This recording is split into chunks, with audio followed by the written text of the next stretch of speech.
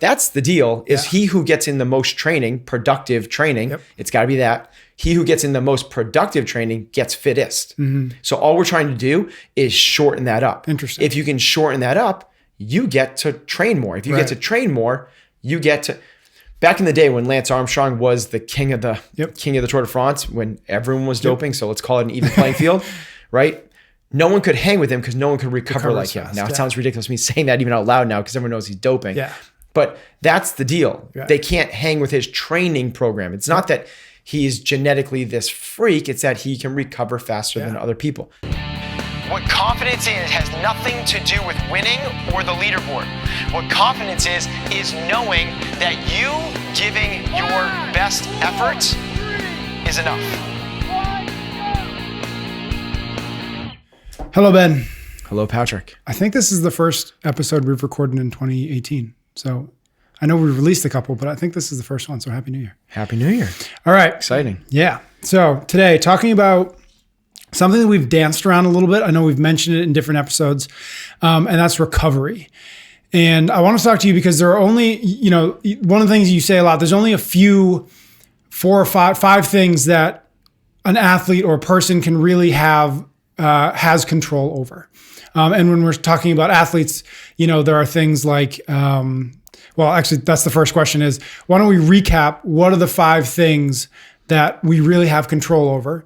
Because those are the 5 things that we really want to make sure that we are maximizing. Sure. Yeah. So these things live inside what we call the process. It's a term coined by Nick Saban, who is pretty successful and continues to be more and more successful. Alabama football coach just won the national championship again. So it's something that we believe in inherently as well. It's been a big influence on my coaching style. And I believe in the process. And the way we've defined the process is, let's figure out the 4 or 5 things that we have control over. That's not an arbitrary number. We've tried to figure out what those things are, categorize those, and let's put everything we have. I mean, when we talk about this, you're going to see like how much we focus on this, but everything we have into those categories. And then as much as we can, we're going to try and eliminate the thoughts that go to other things. So those things are, obviously for our athletes, it's training. It's what are you doing in the gym when you get there, and what are you doing for your training? That's the obvious one. Nutrition, your mindset, recovery, and sleep. And those are the things that we're really trying to maximize. Now, when we talk about recovery, as you said, a couple of those things kind of blur the line in terms like a lot of those things are recovery, right? Like nutrition is, yes, it's for performance. Yes, it helps your mental state. There's no like real defining like black and white, this one lives inside this box. But we put those are the pillars upon which the process lies. Right. Yeah, like you said, because there's recovery, but then there's sleep. And I would think that sleep is recovery. Hugely, absolutely. But there are things But it's such a big category unto itself, sleep, that we actually give it its own category. Yeah, interesting. Okay, so let's look at recovery then. Same thing with nutrition. Yep, exactly. So let's look at that within that, because we've talked about nutrition sort of a lot, and you can dive down that rabbit hole. So let's dive down the recovery rabbit hole.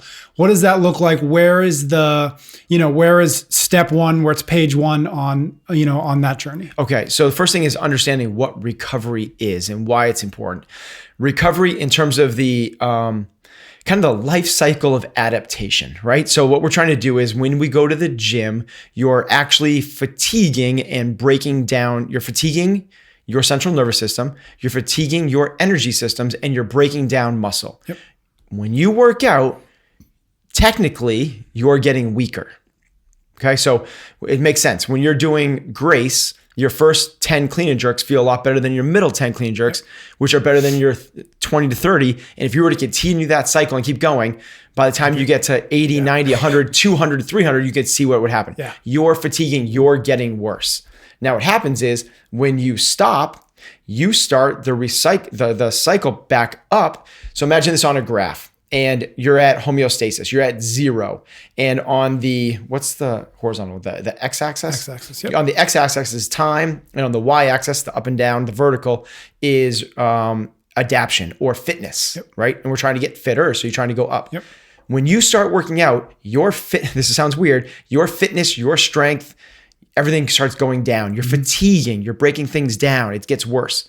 Once you stop, your body starts to recover and gets stronger. And it starts to tick back up to baseline. Now, what we want to do is give enough time, and here's the interesting thing, that time is different for everybody based off a whole bunch of independent variables. As that starts to tick back up, our fitness is starting to get back to baseline. And if we wait a little bit longer, what we get is what we're all searching for, which is super compensation. You then become stronger, fitter than you were before, and it starts to go up past where you were before. Okay. Now, for you, that might be, basically it's when people get past the DOMS, the delayed onset muscle soreness. If we were doing hypertrophy training, regular bodybuilding. But not every workout elicits DOMS, so it's a little bit harder to tell. If you do a 1-rep deadlift, you might not be sore, but your CNS is fried. You might not be sore from doing Helen in a competition, but you aerobically and everything else is fried. So that's just one marker that tells us when to get back in the gym and go for it.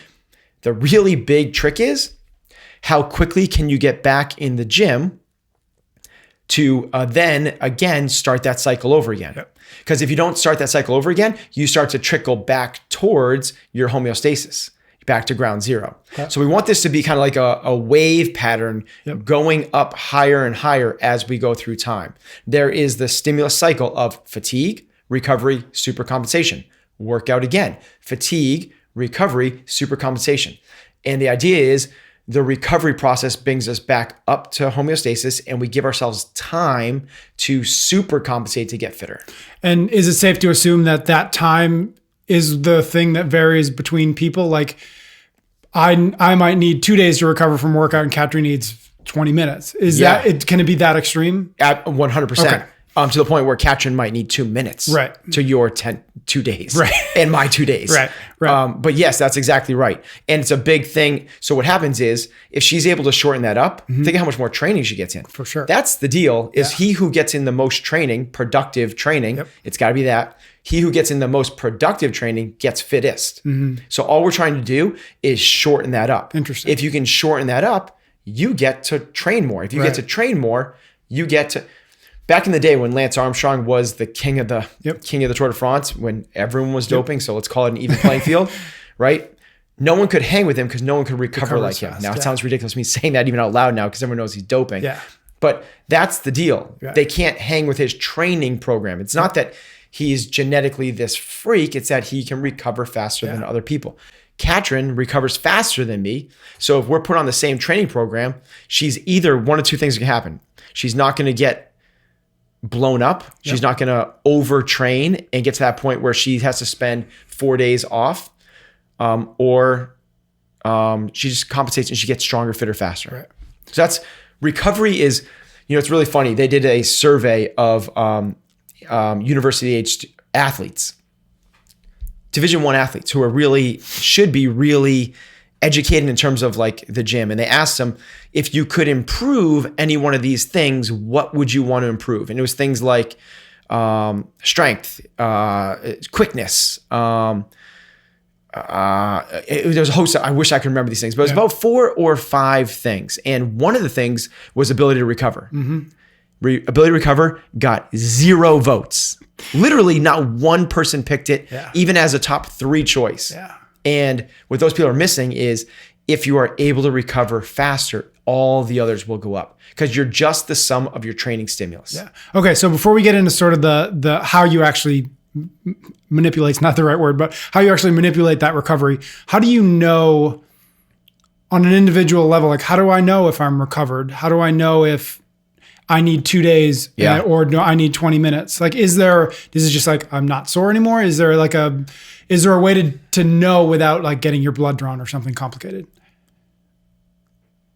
The hesitancy in my response is that's such a good question. If I knew that answer, we would have the trick to creating the world's fittest athletes, a piece of it. That is what good coaches do. And that is what good athletes do. How hard can I push today knowing I have training tomorrow that I'm not going to be blown up for tomorrow's training? So if we could all lift 1-rep maxes every single day we lifted, you'd get really, but you don't, everyone knows, or if I went as hard as I possibly could and did the CrossFit games every week, it goes without saying, you're not going to make gains doing that. So you're asking the exact right question. And the answer is, I don't know. Yeah. We have a lot of different. But that's what literally you do every day in the gym is and we've used so many different things, right? Like people draw blood for the scientific side of it is they draw blood to measure lactate to see like once in between intervals, once the lactate comes down, now we're ready to go really hard again. And we'll measure that, and we say right at lactic threshold and all that type of stuff. Yep. Things from wearing wearable technologies like Whoop, which measures your, it actually has a recoverability score that you get every morning based off a whole bunch of different factors. HRV, so heart rate variability, the kind of the time and the frequency and the consistency of the time between your heartbeats. Resting heart rate. So when you wake up in the morning, if you normally wake up and your heart rate is at 62 beats and you wake up at 79 one day, like that's probably not a day you want to smash yourself in the gym. So your eagerness to train, your soreness, your irritability, your hunger, like there is infinite, like I'm hesitant to use that word, but literally I bet it is infinite number of factors that go into determining how long should you rest and recover before you go again. And when you go again, the other variable there is how hard should that training session be. So it's why it would be awesome if this was just pure science. And science is trying really hard to get there. There's a lot of really smart people pushing this in the exercise science world. Right now, today, I don't believe we're anywhere close. I still believe my gut intuition and talking to an athlete gets me closer than any of the other things I've already mentioned. And what you say that, and I'm reminded that oftentimes, and you've said it before, is the first thing you ask Katrin or Brooke or whatever before training is, how do you feel? And then, okay, got it, and let's adjust. And you know what their response is always? It's kind of like the same if you ask someone, what's your nutrition like? So the answer to nutrition is, if you ask someone like, how's your nutrition? The answer is always pretty good. Try it. Everyone listening, try it. Say, let's talk about your nutrition. How do you feel like your nutrition is right now? You're eating pretty, and they'll say it's pretty good. Everyone responds that. If you ask someone how they're feeling today, the answer is good. Katrin, Cole, everyone I've ever worked with, the answer is good. And so their response, they're not allowed to say good. Gotcha. They have to give you something useful. Yeah, exactly. It's a default answer. So, and people do it all the time. Like, hey, Patrick, what's up? How you doing? Your response is pretty good. Good. How you doing? And you answer the phone. It's like it's how to not give an answer, but give an answer. Exactly. Okay. So I think got a good sense of what recovery is, the value of recovery. How do you actually go about and recover? Like, what are the where are those things that you say, okay, this is what we're going to do in order to recover better? Okay, so there's a whole host of factors that go into what. It's not just one thing, right? It's not just like, take Advil and you're recovered. It's not that type of thing. There's a whole bunch of different factors, and some of these things lie outside of our recovery, but I'm going to talk about them because they need to be spoken about. It's things that we've already talked about, which is nutrition. If I had to put one thing in terms of how to get you back in the gym quicker, it would be what you eat. Eating a clean diet with enough calories. And we talked about before about calorie restriction, make sure you're lean. Here's that double-edged sword. If you're not eating enough calories, you have a harder time recovering. So you have to eat enough calories. So quantity matters, but even more so, I don't want to say more so, equally as important is the quality of those. And kind of like multifaceted. So we want to make sure we're getting the right micronutrients. So that's like getting all the zinc and the magnesium. All those things play huge factors in the ability to recover. Things like the bigger players, like the macronutrients, like your protein is going to help your muscles repair. Carbohydrates are going to place glycogen stores. Fat is going to help the whole system run. It's like all those things matter. It's like, having plenty of like leafy green vegetables bring down inflammation. The less inflammation, the faster you recover. So nutrition is a huge piece of that. Then you can go down like supplement roads, right? Like BCAAs and probiotics and creatine, and all those things will help you recover. So nutrition is almost like its own book to itself, and that's why it lives in its own category. But that's the first one I would address. So is the primary goal there to reduce inflammation, like you said, or is it even way more complicated? It's all of it. So that's one of the factors, but like replace energy stores, Yep. right? So glycogen is a huge factor in what we do in a glycolytic sport. Yep. For those that aren't familiar, glycogen is like stored sugars in muscles and liver. And when you have really hard, intense efforts, that goes away. You want to replace those. Everyone's like good at protein shakes. Yep. If I had my choice and it was a default, like you live on this island or this island, I would probably go to the island that gives me carb sources, not protein sources post-workout. Gotcha. It's that important. Okay. If I was in the bodybuilding world, which is where all the supplements that we've learned about have come from, that industry, that's why that's so important. That's what stemmed from. Okay. Tangent, but that's like where all like strength and conditioning has come from. Yeah. Is bodybuilding in the 70s. Yes. That's where 3 sets of 10 and all that Arnold stuff. Schwarzenegger. Yeah. It's really that's where we learned, and sport conditioning fell into bodybuilding because they saw those guys are getting strong. Yep. So it's which I mean, this is a whole different conversation. Yeah. So let's, but there's lots of opinions on that. Yeah, it's interesting. Okay, so nutrition. I imagine that sleep is also very important. Yeah, so sleep is its own category inside of that process, but it's part of recovery as well. And that's really the reason that we want to sleep. Yes, there's better performance from it and better cognitive function and better mindset, and you'll be able to attack your workouts better. But the big reason is because you're recovered. Yeah. Both muscularly and from a CNS perspective. The whole thing is sleep is so important. Just as a side note, like in terms of overall health, study done in the not fairly recently, I don't have the time on it, but they took healthy college-age students, sleep deprived them for 6 days. At the end of those 6 days, those sleep deprived students became pre-diabetic. So it's like, that's how like you're going to get sick, like literally sick, not in terms of like, oh, I have a cough, like disease. If you have disease, you're not gonna be able to perform up to par. So sleep is hugely important. Think of sleep as during the day, you're just draining your battery. It's going down and down and down and down. You sleep and it goes, it's plugging your phone back into its charger. That's literally the process of it. So when we talk about sleep, and this could be its own podcast as well, there's a whole host of factors in there. We want to focus on quality and quantity. And most people just kind of stop at the quantity. Like I'm getting, what's the most important? 7, 8, or 9 hours. Like kind of put out there in perspective. 7 hours below that is considered sleep deprived, but that's for 9 to 5 soccer, 9 to 5 Joe and soccer mom and that type of people that are living. For the people that are out there trying to compete at a world-class level, ours is 9 hours is the minimum, and we love to be edging towards 10. It is super important. We can go into like all the like little things, and we should probably save it for another podcast about what sleep looks like. But to put that in perspective, your body goes through different cycles, and everyone's kind of heard of this, like REM, like rapid eye movement. That's actually not the one. Everyone's like, you got to get into REM. That's actually not the one that gives you all the juice.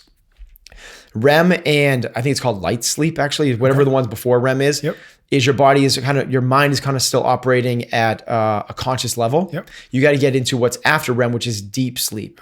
And when you get into deep sleep, that's when the good stuff happens. And the good stuff for people that want to get bigger, stronger, faster, one of those good stuffs is HGH. Literally like the banned substance that people get suspended from major leagues. Your body naturally produces it twice. It produces it during that deep sleep cycle and after intense workouts. That's the 2 times you get it naturally. So if you are sleep depriving yourself of one of those sleep cycles, you're missing out on potentially 10, 20, 30% of the HGH you could be getting. Everybody knows how HGH helps you recover. That's the jam. So you got to make sure you're getting enough quantity, you're getting that extra cycle, but you got to get yourself into deep sleep. If you're not in deep sleep, you don't get it either. So it's quality and quantity. Gotcha. Okay. Nutrition, sleep. The next sort of obvious, uneducated thing that I think of when I think of recovery is like the Mark Pros or the muscle stimulation or something like that. Is that, I imagine that that's part of it. Like even like lacrosse balls and foam rollers. Down to that. So yeah, excellent. The next thing is kind of like taking care of your muscles, right? So, and all of those things that you just mentioned are, I think, have varying levels of benefits. The one I would go towards kind of the most is professional body work. Oh, interesting. So if you like, so the kind of one extreme of this would be like stretching, right? Like taking a yoga class or doing a ROM WOD or something like that. There's some sort of levels of like, you could be, getting blood flow and all that type of stuff. Elongating muscle tissues that might have been tight. But I would rather see people work on the quality of their muscles. Not necessarily the goal of recovering through stretching is trying to, let's get away from the debate about stretching or not. Sure. Instead, what we're trying to do through professional body work is break up adhesions and get the body to function the way it's supposed to. I think there's big central nervous system benefits to getting professional body work done. Now, it's expensive. It's time consuming. You have to find a professional, and people aren't going to be able to do that unless you're Tom Brady. You're not going to be able to do that every single day before and after every training session. Right. If you could, I think that you'd be able to sustain much higher levels of training than if you didn't, right? That's kind of obvious. So I would default to that one. Now, the next ones after that are kind of like a big step down, but they're things like self myofascial release. And this is where like lacrosse balls and foam rollers, it's basically non-professional body work. Right. You're doing it to yourself. Right. I think that is hugely beneficial. I know a lot of people jump on a foam roller or lacrosse ball before their workout. To me, that is not recovery. That's prepping for the workout. So that's helping you increase your range of motion. So you're be able to function and then perform in the workout up to where you want to be. After the workout or away from workouts is where we want to do that if you're trying to recover. I think it's hugely beneficial. You jumping on a foam roller for 30 minutes while you're watching TV at night, I think that's awesome. Really good. Similar to that is something like a Mark Pro or a Compex, Power Dot, things like that, muscle stimulations. The purpose of those things is to just send blood to the area. So if you have an area that's not recovering or giving you some issues, you put that on there. It gives like involuntary muscle contractions really fast and it sends extra blood to the area. Okay. Good blood in. So, or like a Normatec. Normatec could be Normatec, those are like giant boot things. You said Normatec is like it's upper body, lower body, but it's basically it's a compression in systemized things. So it's basically like an oil change for your body. Gotcha. So imagine like you got all this waste product in your muscles, in your legs from a bad workout, and you do some sort of like horrific front squat, walking lunge, box jump, burpee workout, and your legs are just full of bike. It's atrocious, right? A well-programmed workout. Yes. Okay. Deliberate interference where you just can't get away from it. And you got all this waste product built up in your legs. Well, if you just kind of like, okay, now I'm going to, run to the office and now I'm going to sit in a chair or I'm going to jump in my car and drive, to somewhere. It just kind of sits there and it's requires the heart to just pump the good stuff in there, grab it and take it out. That takes a while for that to do that. Something like a Normatec or one of these like muscle stimulations essentially just kind of like speeds that process up. Okay. It's going to force more good blood in, which brings oxygenated blood in, and that's going to pull the kind of waste product out and away. I think it's a pretty beneficial thing. It's something I would definitely want my athletes and all of my athletes have that part of their recovery protocol where they do use either or both. They both have muscle stim and compression things like Normatec. Gotcha. Okay, so we've covered nutrition, sleep, muscle. Is there another piece to the recovery puzzle? Yeah, and it's kind of like the central nervous system and like your mind. Okay. So you need kind of the yin and the yang, right? Which we work out really hard with a lot of intensity. You need the downtime as well. So to me, downtime, I would rather it not be flipping through the channels or surfing social media. Because to me, that doesn't reprieve your mind to allow it to totally relax. So this is things like meditation or salt baths or going for walks in nature or sitting on the beach. Like literally you need that kind of recovery, the yin and the yang. So, that perfect world is like where you live in this vacuum, there's no outside stress, and you go to the gym, you bust your ass as hard as you can, you eat perfectly afterwards, you do the Normatec, you stim, you go in to the beach, you're out getting your vitamin D, you're relaxing, your feet are in the sand and in the water, you're in nature, you come home, you take an Epsom salt bath, you put on a candle, you meditate, like really. That sounds like a good day. Exactly, right? And then think of how prepared you would be to work out the next day as opposed to what most people do. Yeah. They try to do that same level of training, but then they go to a busy job, then they go and drive their kids, they try and make dinner, they try and deal with dirty diapers, they have interrupted sleep, and that you can see how one is going to, we talk about that 1%. Well, that's a lot bigger than 1%. Drag that out over the course of 3, 4, 5 months. Now drag that over the course of 3, 4, 5 years. Yeah. And we're talking literally the differences of going to the CrossFit Games versus middle of the pack in the open. Yeah. That's the difference, because one can sustain the training, one cannot. Right. Okay. Those are 4 big sort of areas. Anywhere else, either inside of any of those, or is there a 5th? I think I want to dispel a couple things. Yeah. So a lot of people think that, I'm so sore. Like, what should I do? I'm so sore. So what people do is they will pop like an Advil or something like that to help them, recover. Or they will ice. Yep. I'm so sore, I'm going to ice my muscles. You see this in the CrossFit Games.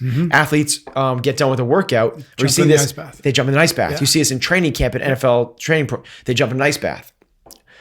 Ice, we already talked about what we're trying to do recovering, which is use blood flow to bring good blood there and take bad away. What ice does is slows that down. In no situation would ice ever speed up that process. So what you're doing is you're slowing down, you're putting extra traffic around the accident, right? You're trying to get the emergency vehicles there to get there and clean up the area. But instead of clearing out the roads and getting those things as fast as you can, you're putting roadblocks in more and making it even slower and gummier. So ice is a bad thing in terms of recoverability. I know it's going to, you see it on the pros, right? The pitcher gets done with his game, and what do? They wrap him up with ice. That's not a good thing. Yeah. What they should be doing is putting a muscle sim on there to bring blood flow there. It's really, when you think about it like conceptually, it's common sense to the point where it's not just common sense. The guy that created the RICE protocol, rest, ice, compression, elevation, that person has since come out and said, I was wrong about the ice. Yet people are still doing it, and athletic trainers are doing it everywhere. I get it's contrarian. I'm going to say it again. Ice will not help you recover for the long term. If you're in pain, it can numb it and make pain go away. Gotcha. And that's what people get confused with. Yep. Same thing with an NSAID, a non-steroid anti-inflammatory like Advil. That does the same thing where it's going to send up a blocker to send the healing signals to the body. Like, I need to get the good things here and pull them away. Is it going to make it less painful? Yes. But in the long term, from incident to recovery, that cycle that we just talked about, it prolongs that. It makes it longer rather than shorter. So as long as you can deal with the pain, my take on this would be not to ice, not to use Advil, instead to go towards these other protocols we talked about. Yep. Eat leafy green vegetables. Don't eat crap, which is going to inflame your body, like sugar and other toxins. Sleep really well. Get body work done, and make sure you're setting yourself up in a relaxing state where you don't have high stress. Where does saunas come into this? Anywhere? Have you had any? Do you play with that at all? Yeah, so saunas really in general. Yeah. So two different things. So other thing actually. Just want to say this: the ice baths do have, because you brought up heat. Yep. Ice baths do have their play, but the purpose of an ice bath is to bring down body temperature. Oh, okay. These athletes after the game, which explains why right after Murph on 102 degrees or whatever. Exactly. Okay. So particularly, what you'll notice is last year at the games, how many athletes got in ice baths? You were there. I wasn't there, but a fraction of them. It's not because the workload was less, it's because the temperature wasn't as high. So what those people are doing is intuitively, they don't even know it. Yeah. But what they're intuitively doing is bringing down their body temperature. Gotcha. Once the body temperature comes back, that speeds up recovery. So we need to get back to homeostasis. Gotcha.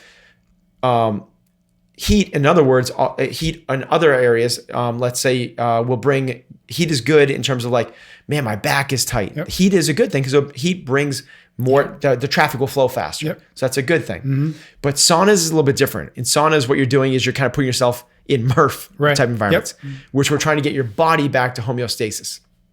So saunas have benefit because kind of like, I would put them in the world of like elevation training. It's an outside element that can actually speed up adaptations. So you can actually get, there are studies, we're practicing, we're playing with it. We've done it for a couple of years where you can actually get some of the, I talk about HGH. You can actually get HGH release, HGH to release in your body from prolonged sauna sessions. Okay. So it's a little bit different. If you want to talk about like the sauna session releases HGH and HGH helps you recover. Yes, I agree with that. But just getting you in a sauna to recover, no. Unless you're in there long enough for that to happen, yes. But there's a double-edged sword because coming out of a sauna, you're going to be more fatigued and the other things. So they do have their place. And it's a great question. It's a thing that can go into a recovery protocol, as can things like float tanks and deprivation tanks and a lot of other things. But I'd say those are on the fringes of the. They're not as important as those 3 or 4 things that. Okay. Yep. Very cool. Anything else? That was meaty. That was a lot of good stuff. If it's meaty, then we're good. All right. Cool. We'll call it there. Cool. Thanks, Pat.